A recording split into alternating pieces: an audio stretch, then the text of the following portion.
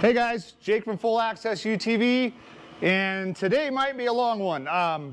This video, we're going to talk about all of the fuel issues and the fuel myths that are going on with the KRX 1000. Other people's beliefs, my beliefs, and so on. So maybe get yourself a nice cold beverage, pop it open, have a couple sips, because I'm sure I'm going to have a lot of talking to do and try to explain it to everybody so they understand it. It's good for on my throat for all this talking too. So, okay, undeniably the KRX 1000 has fueling issues. I'm definitely not saying anything bad about the KRX, but it's a definite issue. So there's so many levels this. How do you talk about so many things? I'll just kind of start at the top. The first basic issue that we're noticing is the tune. The stock tune is not lean, but it's right there. And depending on the elevation you go down to, like if you take it to sea level and stuff, you know, it's definitely running a little lean. You add any of the other issues we're going to talk about today, and you have a more compound problem of running really lean. So that's your first kind of thing. A basic remedy that we say to do is to get a proper tune. We got the DynoJet tuner on the table. The Power Vision is an awesome tune. It's completely adjustable. You can add more fuel, you can do whatever you want. You can even call those guys and say, hey, dude, I even want a safer tune. It's right there. So that's the first side of it. Is there something wrong with the tune? Absolutely not. There's nothing you can change. There's nothing you can do in the tune, which leads to something else. I guess it should be said. Why am I talking about this today? I get to ask this question every single week. I get called out on videos. I get called out on Facebook, on forums, and things to ask me my opinion about certain things, because this is a real issue. People are seeing it. There's arguments between vendors and suppliers, but there's a known issue. People know that this thing is definitely running lean, and not only running lean, it's melting down cylinder 2. Kawasaki knows it's melting down cylinder 2. So there's an issue there.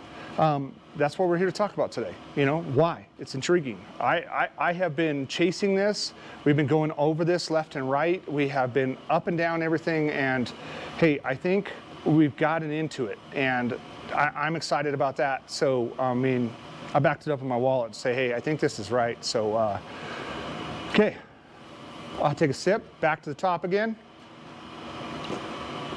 The tune. Okay, next issue with the KRX is they're all emissions based, whether you got a California or federal model. It has a, it's just like any vehicle. It's meant to keep all the fuel vapor within the vehicle and then run it through a canister purge valve, which runs it through charcoal before it filters it back out to the air. So the fumes don't go to the air. Just like you think of the California gas cans and things like that. So it's the same principle in these, it's the same principle in a car. This is an off-road machine. I've said this millions of times. It's an off-road machine, and we should not be trying to build a pressurized bomb in it, because we are constantly jumping and doing everything with it. We're hitting everything. We're not driving down the road at 70 miles an hour. So what they're doing is these tanks are building all this pressure. They're boiling the fuel. You're getting tons of different issues that you read about that people, oh, I was in the middle of nowhere, it wouldn't start, you know. Every time I open my gas cap, it blows at me, and all these things. You guys, that one's a simple one, and that one's been out for a while. It's a rollover vent valve. Chris, they've seen these, buddy. This is a must do. This is one of those 6.5 things you must do. Simple rollover vent valve. It's behind the passenger seat. You put it in, you no longer have those problems. It vents, and if you flip over, the ball shuts it, and you know what I mean? And you don't have fuel dumping everywhere, but it lets it breathe. You no longer have any of those issues of the starting and so on and so forth. Compounding that issue is, when it does do that, it's shortening up the fuel that's getting through the filters, up to the injectors, it's raising the temperatures, it's doing a bunch of things that make it run lean and melt it down. So that's a fix and a cure. From the top again, so that's the first level. The second thing is, this has been argued and is argued because somebody keeps wanting to say that you got to run a stock fuel filter. Okay, you don't have to run a stock fuel filter. And you know what, I'll be honest, I got my phone out because a customer had emailed me and said some things that his fuel filter was clogged. And he was told not to run our fuel filters and this and that and why, and he asked me my opinion.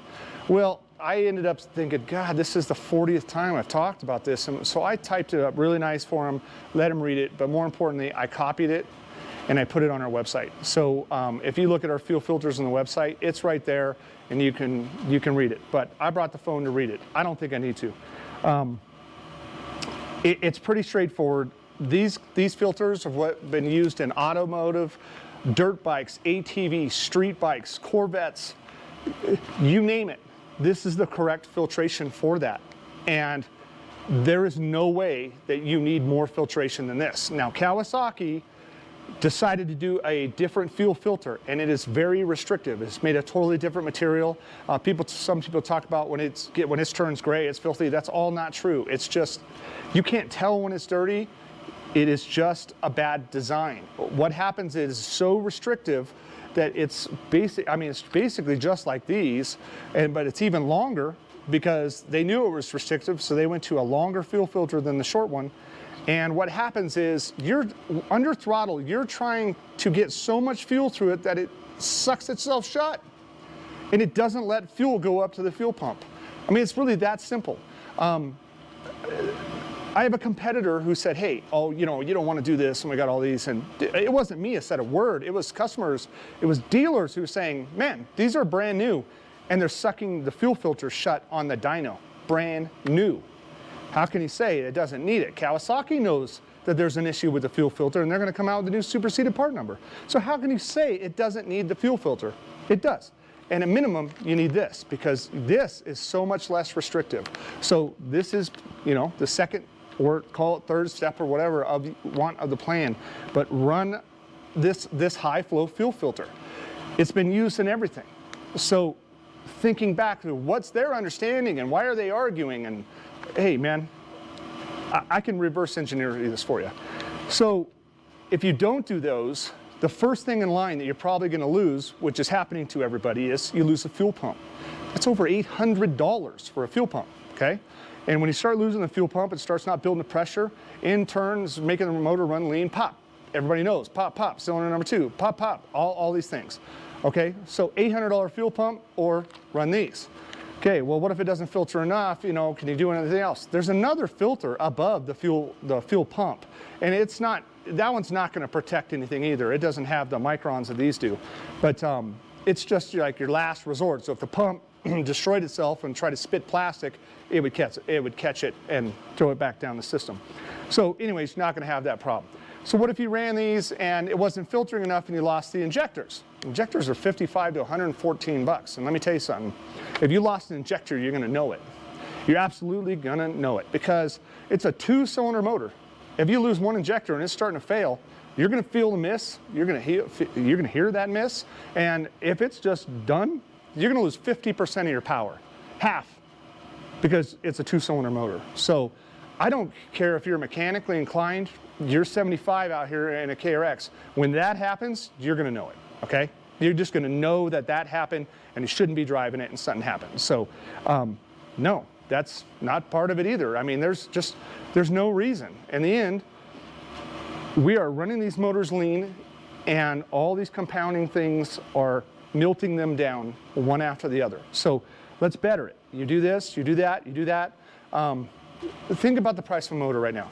So everybody knows, anybody's got a Kawasaki and is having issues or dealing with any suppliers anywhere. It's not just Kawasaki, it's Polaris, it's Can-Am. You can't get anything. So Kawasaki cannot keep up on motor demand and replacement motors. They're resorting to the technicians rebuilding them and dealers. And trust me, man, trust me. This is some kid, this is some guy, someone's barely overlooking him. Dude, most people who are watching this right now, he's like, oh, he's right. Yeah, the technicians are the worst thing. They are not Kawasaki. There's some guy in your town who thinks he can rebuild a motor, and it's horrible. Okay, so you want to just get a stock motor then? Just put a used one in? Good luck even finding it. Take my word for it. Go hit Google today. It's like $10,800 for a used motor. Used. So, am I going to do everything I can to protect it? Absolutely, man. If I lost an injector, so be it. I'm going to know about it. But I'm not going to lose a fuel pump.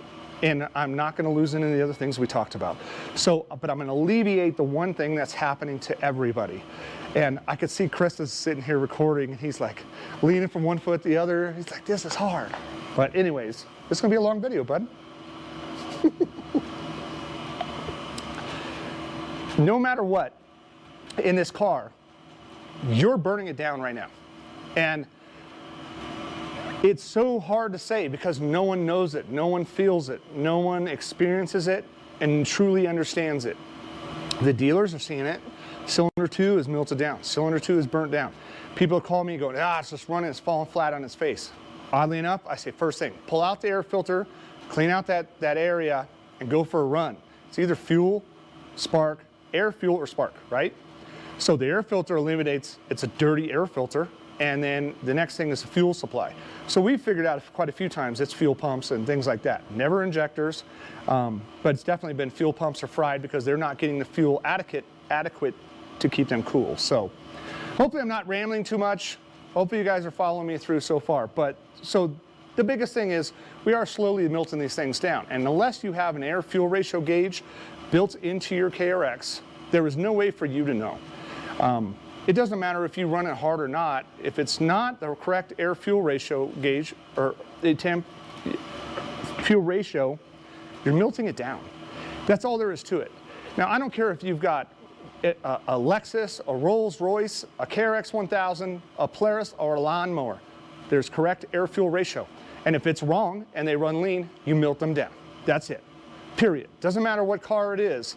If it's lean, and it's not going to last.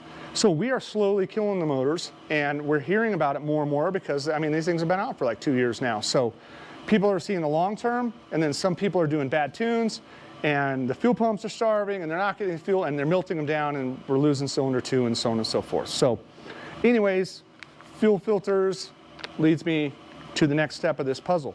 And this has been a battled one that I've known about for well over a year. I was talking to Garrett about this and going back and forth. So at the end of the system, you've got complete correct fuel pressure, and we're still burning down cylinder 2. So how is that?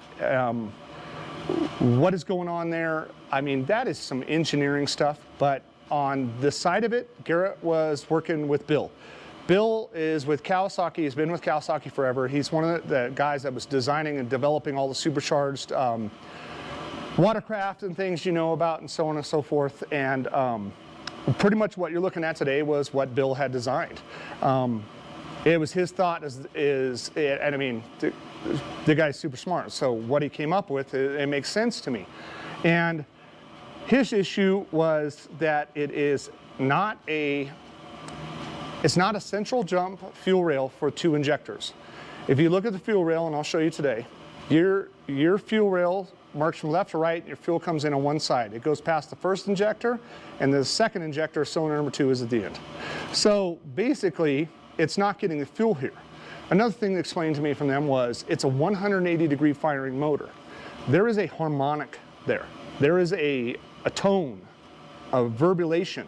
And that verbulation might be causing aeration in that fuel, in that rail right there.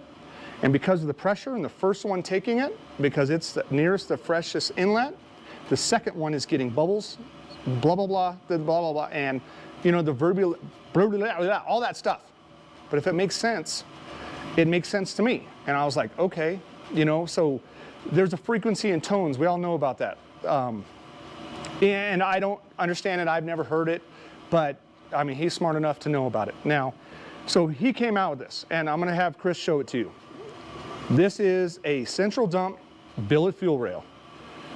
It's a really not the craziest design, but it's a simple thing, and it basically takes the fuel from one side, dumps it to the center, and equally distributes it between 1 and 2. It's that simple. Bill designed this thing. Bill does not want to deal with the public, so he gave it to a company to sell who doesn't have a website, who doesn't answer their phone, and doesn't call you back, and it's basically just insanely hard to get your money. I went through this before. Then another company came out, and they copied him. And I thought, okay, I believe in this, and I think, you know, I think I need to get this out and let people get this and have, you know, I want to know more about it, and let's do it. That company would not sell to me. They pretty much gave me every excuse in the book because there was another company within their town that was also selling KRX parts and so on and so forth. So, hey man, my hand got forced, and I think this is it. And there's multiple other reasons why I think this is it. But the central dump fuel rail, I think, is the final cure to this thing. So, you got people out there going, no, no, no, no, no. They're listening to me right now, and they're going, hey, it's in the tune. Okay, it's not in the tune. I told you to get a beverage. I got a lot to say. So, it's not in the tune. How do I know? I've gone through the tunes. I'm not a tuner. I mean, I will never say I'm a tuner. Native Alba's looked at the tune. It's the same as a Polaris and anything else. There's no way to differentiate between cylinder 1 and cylinder 2 in the firing and injectors. There's no way to do it, and any failure has to be on the mechanical side. It cannot be in the tune. I actually just read something. I was coming across the forum the other day. I took it. Matter of fact, if I still have it, I'll put it up. It's from Aftermarket Assassins. And they're doing a bunch of aftermarket tuning for these KRX 1000s too. And they said the same thing. It is absolutely no way it could be in the tune, and it has to be a mechanical failure that is causing cylinder number 2 to go lean and it crash.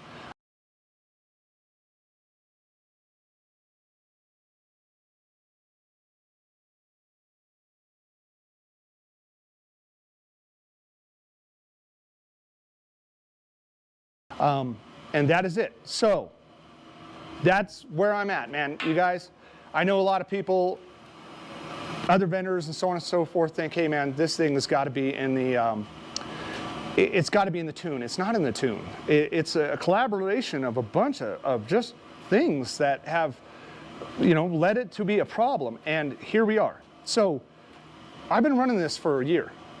I've been scoping my cylinders for a year. And it is, I see nothing. I mean, I see nothing. I don't see any issues. But I have another couple odd stories that I would like to interject on this too. Chris, how your feet feeling? Here, do a little wiggle. Good, no? Okay. So, first thing is, I got these developed, and I gave one to one of my customers, Bobby. Bobby came by and I put it in for him. I wanted him to go out and do the testing and see what his thoughts were. I told him nothing really much about anything about it, just other than, you know, I want you to test this and tell me what you think. And he said, well, I've read about this, and so on and so forth. See, he knew something about it. And I said, okay. Oddly enough, the first night he calls me back and says, I did like 30 miles today. I might think it's weird, but I got better gas mileage. And I said, well, there's no way you got better gas mileage, dude, but blah, blah, blah. And we go on and finish our phone calls and so on and forth, and I didn't think anything of it. Calls me a week later and says, okay, I just did like a 60-mile loop, 60 or 65, whatever he said, and he says, dude, I come back and I fill it up and I check my gas mileage. I put 2.5 less gallons into the KRX. I've done this route 20 times, and I put less fuel in it, 2.5 gallons less fuel in it, and I thought, Bobby, there's absolutely no way that it's getting better gas mileage because of that. And then I was like, and it hit me, unless it makes more power and you're keeping your foot out of it. And he thought, well, maybe, you know. And he's like, you said you were running one, did you notice more power? And I said, honestly, dude, I did a bunch of stuff at kind of the same time and I didn't notice it. And he was like, it definitely sounds a little different, so on and so forth. So, hey, that was his experience. So I thought it was really odd that it got better gas mileage. And the more we talked about it, is because maybe his cylinder 2 was running lean. He just didn't know it. Now he has more power and he's saying that. So I thought that was really interesting. The other side story to this is we took out our other KRX and we put in the fuel rail. And I did that on a Friday and a Friday night. And on Saturday, me and my wife decided just at 4 o'clock to get out of the office and the shop and just go for a ride. And we were going along, and I don't know, I kind of got in the gas coming out of a turn a little bit, and I felt it just sound a little bit different. That's what I thought to myself, And I couldn't get on the gas anymore because the turns were coming and stuff, and then a few turns came, and I got on it again. And this thing just sat back and wanted to eat. It was just, wah! what? And I was like, wow, you know, but didn't say anything. And as I get off the gas, my wife immediately looks over and goes, what'd you do to it? And I'm like, what do you mean? She's like, it sounds different. Did you change the exhaust or something? And I started to get laughing, and I'm like, no, I did the fuel rail, but man, this thing wants to eat. So surprising to me, I thought, man, I don't know. It's making power. So maybe it has been running lean on cylinder 2. And let me tell you, that scares the crap out of me. So I'm just like, okay, you know what I mean? I haven't scoped anything in that car. I didn't know, so on and so forth. But anyways, dude, you guys, that's my story. I think this is the final piece of the puzzle. I really do. I'm not trying to sell snake oil or anything else. I have been trying to deal with the problems and all the questions, and you guys have all read it on the forums. It's there.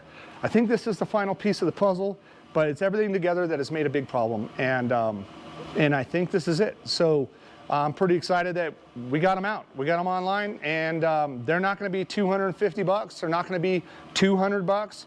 We're going to have these on the site for $159.99, and that's done. That's shipped to you guys. So they're awesome. They're full CNC billet, as Chris will show you.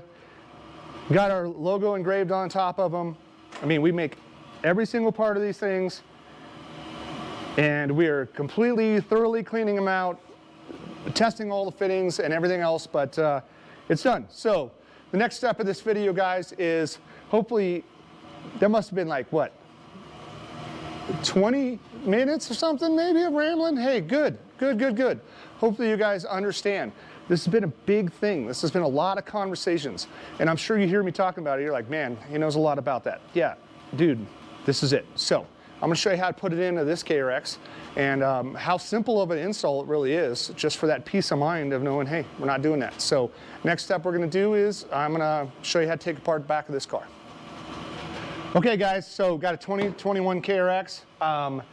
It's pretty simple. I'm not gonna show you the whole procedure of removing everything, but I'll cover the basics real quick. On all 4 corners, your tie down points is a 12mm. You're gonna end up pulling those out. You got 2 10s in the center here, and then you got push pin clips everywhere. So you gotta get your fancy pliers out. We got these on the site, by the way, which are awesome. And you pull out all your push pin clips, the ones on the side here, and including the ones up in the upper lid right here. So it's pretty straightforward, and then I'll show you what to do next. Okay, so I just grabbed myself a clamp because I'm going to be doing this with a video, but you don't need to completely remove this. You just need to just get it up out of your way. So what I'm doing with the clamp is I'm just setting it in here, grabbing the roll bar. So hopefully this thing doesn't come down and whack me in the face or the head. But that's that. So next thing is, if you look at the factory fuel rail here, I'm gonna grab a light. If you look at that factory fuel rail there, you're gonna see it, and the fuel enters on one side and deadheads on the other. And that is in turn the problem. So, I got that light. So it's pretty simple removal and replacement. So you got a Phillips screwdriver here, and pull these out. These are shoulder screws. And then you're gonna pry up on the little clips here on the bottom of the end of the fuel rail. But the first step, very first step, look around in here, guys. You see this everywhere? This is dirt. So you don't want any of that getting in the injectors or anything else. So I'll ask Chris to stand back because I'm about to make a mess.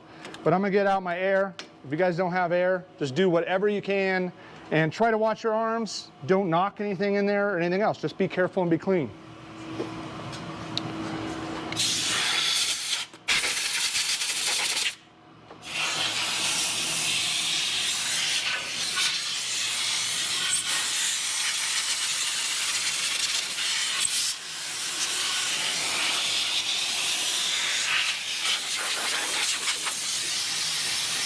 I guess I should have got the vacuum first.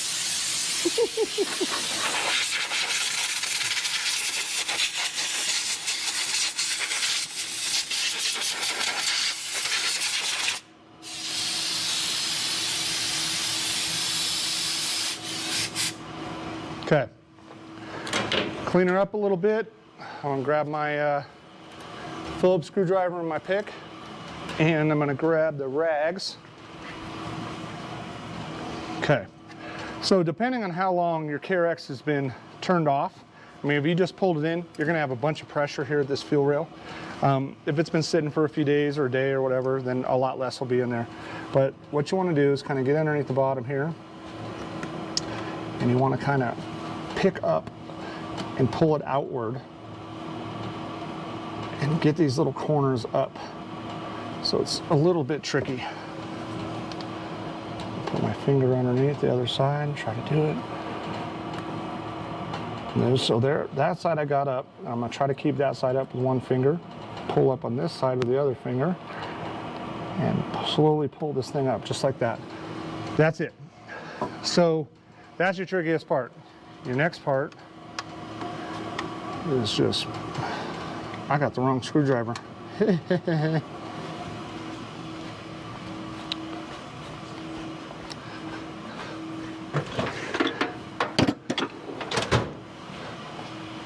Try this long video anyways, they could wait for me.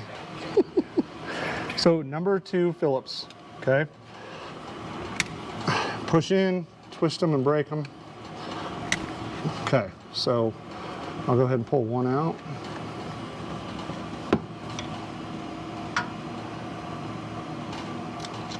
Okay, as you can see, it's got a little rubber washer on there. Keeps from doing any vibration. It's a shoulder bolt, so it's not meant to clamp it down and keep it totally rigid. It's supposed to have a little movement so the injectors can move between it. So next part is this. I'm gonna take a rag, try to just push it underneath it, because we are definitely gonna get a little fuel. And I'm gonna twist this thing off the side of the rail. And it's a nice tight fit, so, okay, that's it. So, as you can see, that just came off the rail. I'll pull my last Phillips screw.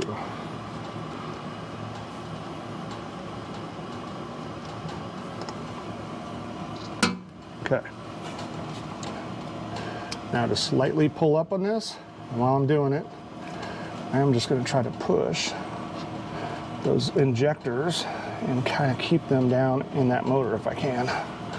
And as you saw, if you saw, a little fuel just came out. Okay, I'm gonna take that out, go set that on the table, and make a mess. So I'm gonna grab one, anyone, doesn't matter. It's the exact same thing. The first thing you wanna do is, you just wanna make sure you got no dirt or anything around here on any of this stuff. And you're gonna lightly try to align this, get this out of the way, and don't try to force those O-rings or have any binding on those O-rings. You should be able to just lightly push this down on there. And that one's giving me a little bit of a fight. A little twist.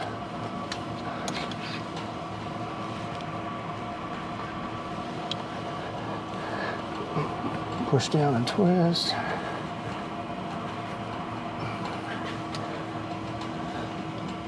Okay, and it's definitely locked in. It's locked in on the bottom, and that's it. Take my screw, put it back in. Make sure not to cross thread these just like everything else.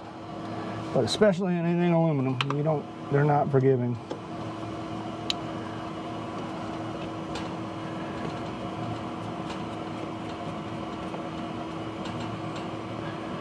Okay, I'll push this side down again. I guess the big key here, guys, is it's fuel. You don't want to mess around with fuel. You don't want to have any issues. You don't want to have any fires. I would definitely say the motor should be cold. Have the fuel pressure, down because it's been parked for a while. Okay, so that's in. Give it little turns on the injectors. Make sure they're not bound up or anything. Make sure it's tight. And then to put this on, you simply just put it up, slide it on, and it will be tight.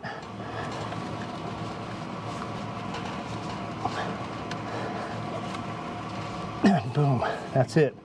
You'll kind of feel it go on till the groove, and then it kind of stops, and then you push this down. Oh. So pull that out a little bit. Either that or not far enough in yet. That might be, I'm just not far enough in yet. There we go. So I was not far enough in. So then you should be able to pull it and just kind of set it back a little bit, but that's it. Now, the next step you want to do is you want to keep your eye in here and put the light in there.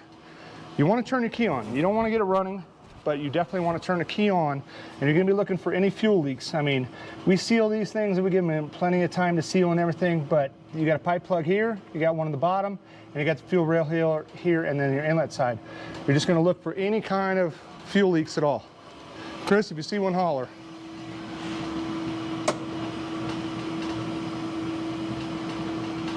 So I just cycled the fuel pump. Chris isn't saying anything, that's a good thing. I'm gonna turn it off. Wait a second. Cycle the fuel pump again. You're not seeing anything? Okay. So it doesn't appear there's any fuel leaks. Key's still on. I'll put my finger around it. I got nothing. And that's it, guys. I'd say at this point though, if anybody has an issue where you're leaking fuel somewhere, hey, just give us a call, because I mean, if we got a leak, if the fitting wasn't in good enough or something like that, I would highly just advise giving us a call. We could talk you through it, or even if we got to send you a replacement, we will. No big deal, but we shouldn't have to. Pretty much everything's been pretty quality control checked on these, because it's fuel. So that's it. But other than that, guys, I mean, that's it. That's your install. It's that simple. It's that straightforward. And like I said, man, I think this is what it is. I think this is the final piece of that puzzle. If anything I said, dude, this is common sense. This is just common sense. And I believe in it because it sounds correct. And I definitely know that it's not in the tune. What else to say? We're gonna button it up. We're gonna take it out for a run. Curious if you guys notice anything different. You know, honestly, if you're noticing better gas mileage, I'm definitely curious of that. I'd be curious to know if, you know, you feel any more power, anything like that. I definitely, my ears are open, make the comments and put it in there, but I'd definitely like to know. And by the way, if you're gonna get to this level of putting this thing in here, I definitely recommend at minimum doing the rollover valve and the filters. You guys don't have to do the tune, but that's definitely a safety. But that's it. Jake from Full Access UTV, guys. Hope you guys like this content. I mean, it's a lot of talking today, but it's good. So click that like and subscribe. Please click that the ringer bell thing that Chris talks about for watching our next upcoming video. And me and my family much appreciate you guys and you guys for watching and everything. So thank you.